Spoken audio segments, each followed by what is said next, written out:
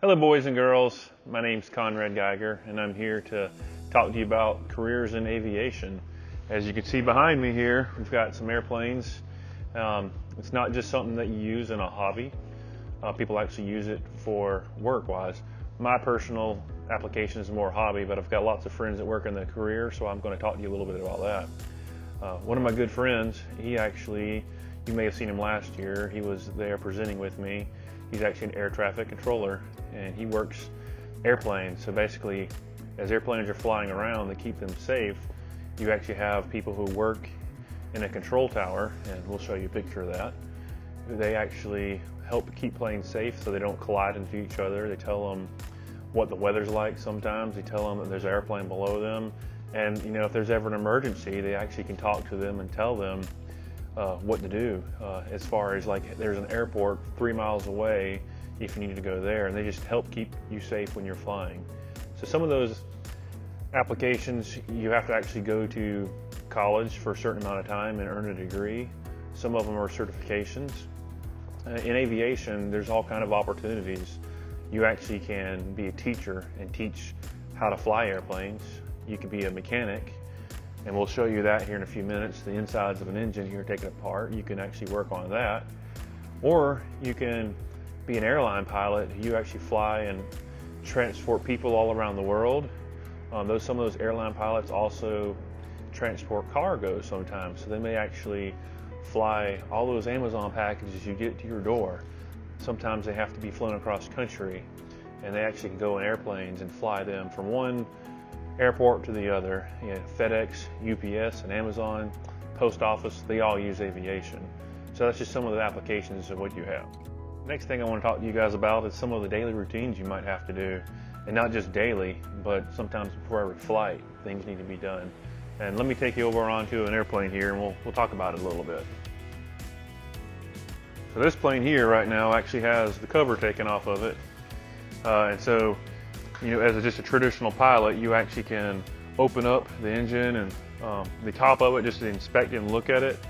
This one's actually taking the top off to do the oil maintenance. So this is a personal aircraft that it's just had the oil change. They now check to make sure the oil's not leaking as a pilot, so you actually do that. But also, as if you wanted to go in a career to actually do maintenance, this is a good example of what you might get into. You would take things apart and look for a oil leak, you look for a loose hose, something broken, and you actually can be the person that fixes that and gets it back and flying again.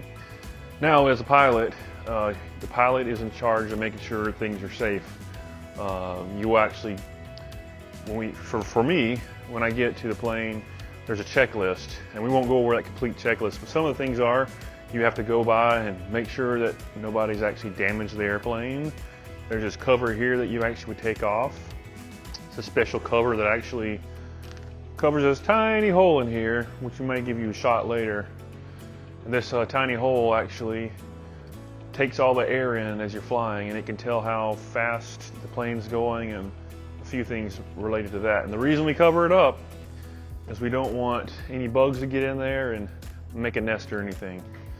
So then we walk around, we check other things like a little stall horn indicator on this plane. That actually is an indicator that tells you if the plane's going too slow. So then we go around to the rest of the plane here, make sure that no one's beat up anything and the lights are still on it. We actually would turn the lights on to make sure they're flashing and things here. So we go through all of that. And then basically we circle the whole plane. We have a checklist that we make sure that no one's run into it, broken the parts off. We check to make sure the parts that move around the airplane are moving free and clear. And then that's just the actual physical looking at the airplane. But before we go fly, we have to create a flight plan. And in this flight plan, we get on our iPads, and we'll give you a shot of that. What happens here on the iPad, we'll superimpose it here later. But we get on our iPads, we actually can create a flight plan, and we'll put it on the screen to show you what it looks like. And we make the plan, so we have to go around weather, we have to go around certain restrictions. There might be places where the military operates that we can't go through. So it's not just something you do real simple and just go to. It takes a little bit of math. We've got to make sure that the plane's not too heavy. We've got to make sure we have enough fuel to get where we need to go. There's just several different things that goes involved in that, and you can get started at an early age if you want. There's actually a program that once COVID narrows down a little bit, it's called Young Eagles. You actually can go to the EAA chapter, that's Experimental Aircraft Association. They actually have flights. So if you've never flown in a small airplane before, you can go fly in one for the first time, and just keep an eye on that website to see maybe when that starts back. So we're looking forward for that to be an opportunity once COVID restrictions go away. So one of my favorite things about flying is that I can just have the freedom to get up in the air and see what's out there. You're able to just pick the destination and go on your own. But you can't do all of that if you don't put the hard work into learning how to do it. And so, it's a good reason that you kids need to do well in school. You've got to focus on your math skills, your reading skills. You need to be able to get all those straight A's, or at least shoot for it so that you can do what you want to do. Flying can be kind of hard, but at the same time, once you learn it all, it becomes a routine and you can do well in it. Just like everything you're doing in school now, the right practice makes perfect. And so you have to practice flying. So not only do you have to actually learn how to do all these things in a book, which is called the written test and knowledge, but you also have to get in there and fly the airplane and actually learn how to do those things in person. So you need to study hard and work for that. A lot of people do go into an aviation school, like the guy behind the camera. They go into school to learn to be a pilot, and they become a career that way. Some people join the military and become pilots that way and come to a path, but it's really helpful before you do any of those things if you start working on your pilot license beforehand. So there's several flight schools in the Columbia area that actually can help you do that, and you could start your aviation career as soon as 15, and then you have an age that you can't solo the airplane to your certain age after that, but then you can get private pilot license after that. So your private pilot license is what you would get before getting your commercial license. And what does that mean? Well, private pilots can do more personal things. A commercial license allows you to do more commercial related things like earning money. So there's a stepstone. With the exception, there are some schools that you go down to and they just take you through all of it, and you just cram and go through it all in an intense process, which some people are very successful at that, and that might be an option for you. So some of you might have a couple questions, and I've tried to anticipate what you might ask. So how high can we fly in these planes, might you say? Well, that depends on a few things. Does the airplane have oxygen in it? Once you get high enough, the air gets thinner and you can't breathe as well. So some airplanes have oxygen in them. I personally have only been about 2.5 miles up in flying myself. Now, if you're flying in a commercial airliner, those things go a lot higher than that. They go up to 30,000 feet in the air, which is a common altitude for airplanes.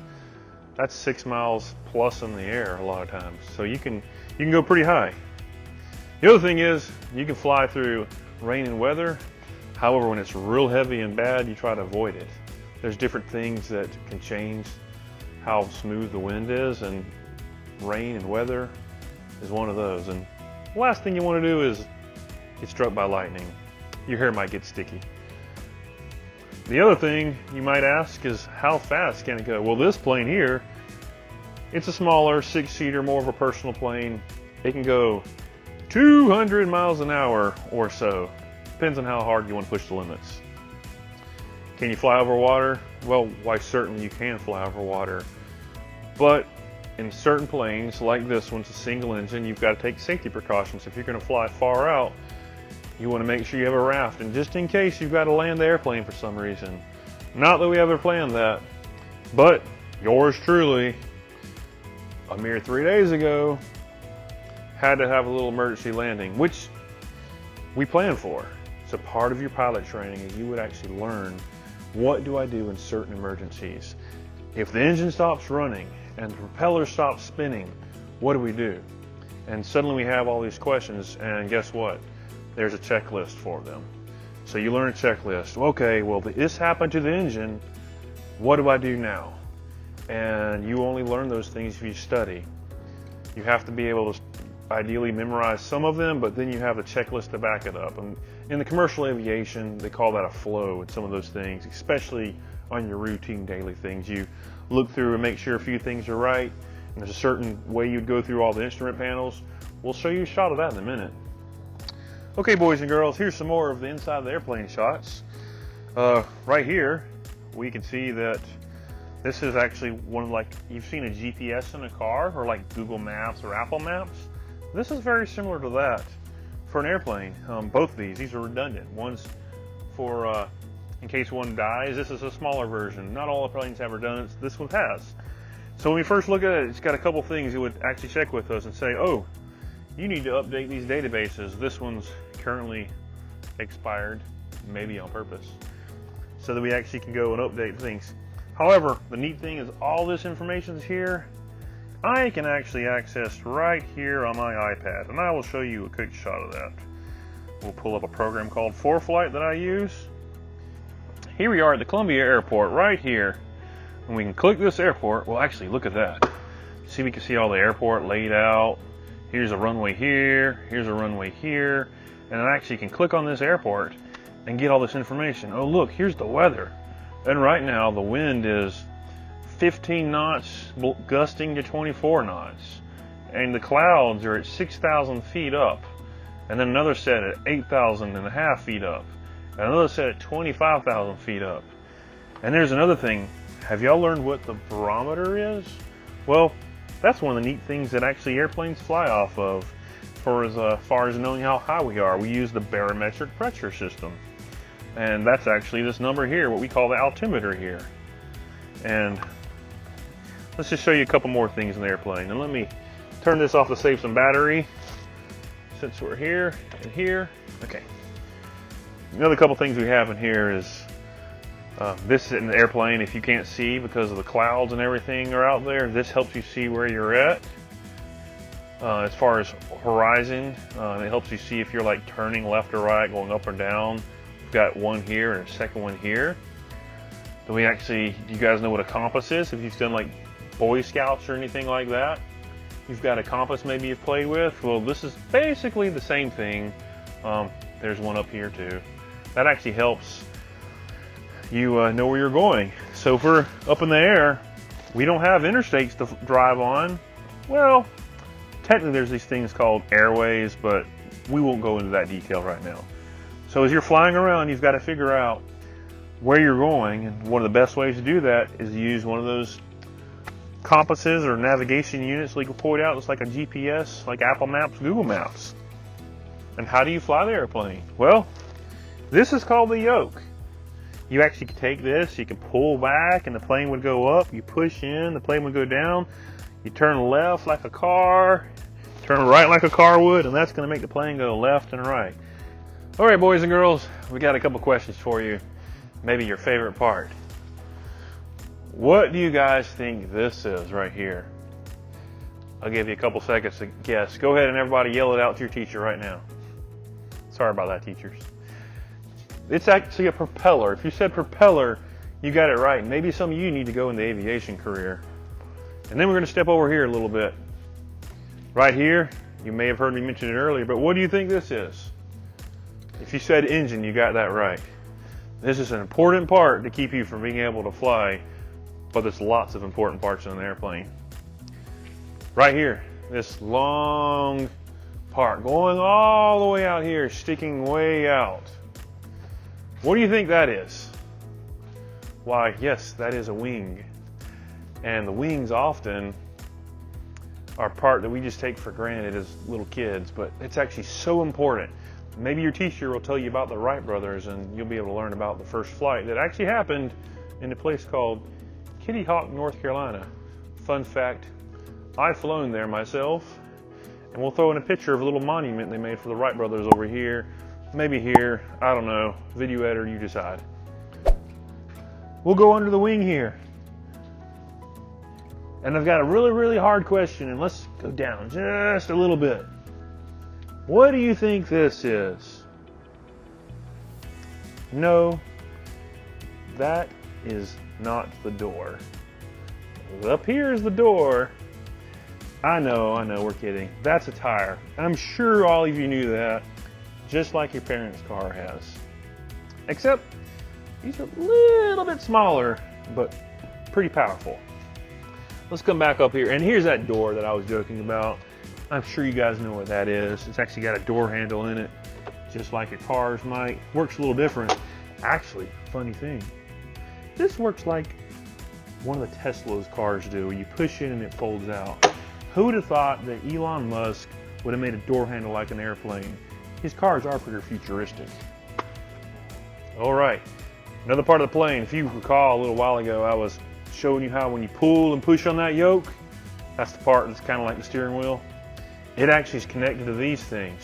And this part right here, it goes up and down, and when you pull forward and back on that yoke, that actually makes the airplane go up and down, but because it's moving this. And so as the wind blows across it, it changes where. So if we pull back, this goes up and it makes the plane climb up like this. And then there's another thing where we want the plane to go left and right like this. You actually have something, a rudder. And this is actually a rudder, and it actually goes left and right. And we're not gonna move it too hard because we want to keep it careful, but I can grab down here a little bit better. It actually goes left and right that way. It's a little hard to move because it's connected to that wheel of the nose wheel that helps steer the airplane. And let me take you over here 1 second. All right, this is again the other side of the plane has the same elevator, but as we come up further up the airplane, here we are to the other side with another wing. This actually down here is the aileron, way back here. This is aileron actually helps the plane. If you think of it like this, and these are the wings, it makes the plane go like this, left and right. Now, all of you, maybe your teacher let you practice. Right aileron down means this right wing. And so if you all want to pretend flying in your classroom, maybe y'all can stand around in a circle and play, or maybe you're doing this virtually, you can fly in your living room, but don't break anything. We'll come back to these flaps. This is a little bit harder to explain, but we'll call it something that helps the plane go slower. So when you come to land, you want the plane to go slower. That way you're not going to have to land super fast. It makes it a little bit safer. So you're not going to have that, you know, driving to a stoplight and go, like you might in your car. I bet some of your parents drive like that. I'm just kidding. I hope they don't. But it helps the plane go slower. So when you touch down, it's just a nice smooth landing. So boys and girls, for the last thing here, I've got a little surprise for you. I'm going to take you all out to the runway. I've got a little special security badge that helps me do that. Let me take you out there.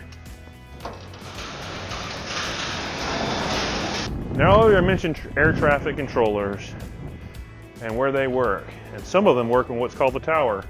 Let me show you the tower up here. We actually have guys in that tower who's helping the airplanes keep safe. They're actually going to make sure that nobody lands too quick, make sure that nobody lands when they're not supposed to. They just talk to all the airplanes and keep them safe. I've got a couple friends that work up there, and sometimes they have to spend the night up there working. It's pretty busy. Let's walk on out here and we'll speed the camera up. Let's go. I'm out here on the runway, you know, because I'm a pilot and I've got this special badge that lets me be out here. I'm just going to show you a few things. Down here is actually that white building right there. Is the actual, right behind it is the fire department and things. And then we've got a runway that comes all the way down here. And then look, there's an airplane landing to catch it real fast. Good timing. How about that? That's actually a small CRJ airplane. Well, I say small. It holds about 30 people or so, I think. 37, 39 on that one. And now it just got loud. That's actually putting brakes on. So all that air is blowing out of the engines toward the back. It turns and starts deflecting it forward so it can actually slow down. It's kind of like putting brakes on with an engine that blows the other direction. We might be able to catch it turn around here. Let's see what it does here. Can y'all hear those engines and make all that noise? And again, if you want to be a mechanic, you can work on those things. You just need to study hard. All right, boys and girls, I want you all to wave. Wave as it goes by. Look at that Delta airplane. Look at that. You see the pilots? I think they're waving to y'all. Keep waving hard.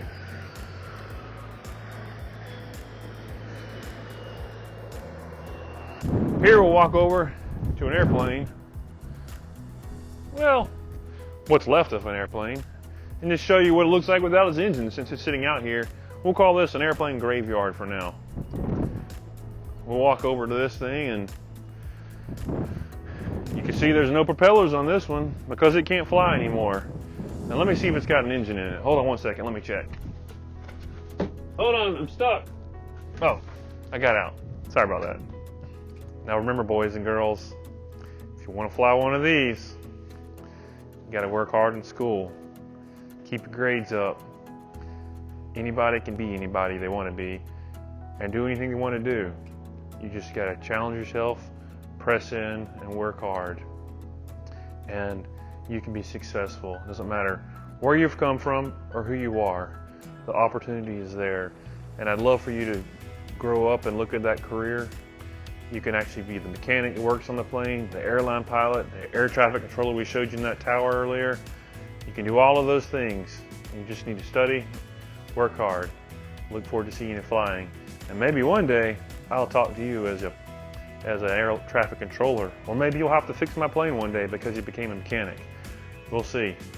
But until next year, or whenever you become a pilot, we'll see you later.